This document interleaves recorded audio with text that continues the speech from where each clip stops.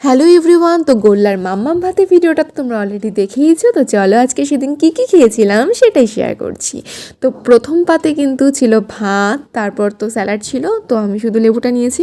আর যেহেতু ক্যাটারিংয়ের দায়িত্ব আমার মাকে রাখা হয়েছে, তো সেজন্য ডাল না দিয়েছে হচ্ছে এঁচোড় চিংড়ি ছিল, তো যারা চিংড়ি খায় না তাদের জন্য নামানো হয়েছিল, তো সেটাই দিয়েছিল। আর তারপরে দিয়েছে ডাল আলুর চিপস। তো ডাল দিয়ে মেখে আলুর চিপস দেখে তো আমার দারুণ লাগে।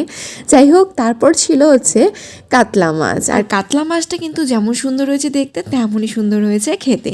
আর একটা তোমরা কাণ্ড দেখো, মানে আমার দিদির আমার থেকেই আর কি টেনে টুনে ওকে খেতে হবে, মানে ও আলাদা করে নেবে না, ও আমার থেকেই টেনে টেনে নেবে। আর আমিও ছাড়িনি, আমি ওর থেকে কেড়ে কুড়েই বলতে পারো আর একটু নিয়েছি আর কি। তো যাই হোক, তারপর কিন্তু ছিল ফ্রাইড রাইস, আর আমার সব থেকে পছন্দের পনিরও ছিল। তো ফ্রাইড রাইস দিয়ে পনির তো ছিলই, তো সাথে কিন্তু মাটনও ছিল, যেটা আমি তো টেস্ট করিনি। দেখতে তো সুন্দর হয়েছে, খেতেও শুনেছি সুন্দর হয়েছিল, দারুণ হয়েছিল নাকি খেতে। তো যাই হোক, আমার পছন্দের জিনিস, আমি তো সেটাই খাচ্ছিলাম, জাস্ট দারুণ হয়েছিল। আর শেষ পাতে কিন্তু ছিল হচ্ছে চাটনি, মিষ্টি আর মিষ্টি দই। তো আমি তো মিষ্টি খাইনি, তো মিষ্টি দই খেয়েছিলাম। তো এই ছিল আমার খাওয়া দাওয়ার পর্ব। তোমাদের কেমন লাগলো অবশ্যই কমেন্ট করে জানিও। টাটা।